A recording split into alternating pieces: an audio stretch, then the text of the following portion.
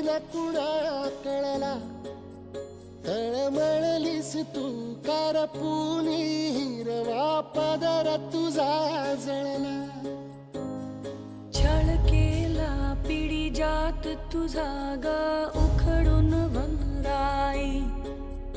अपराध किती झाले पण आता शरण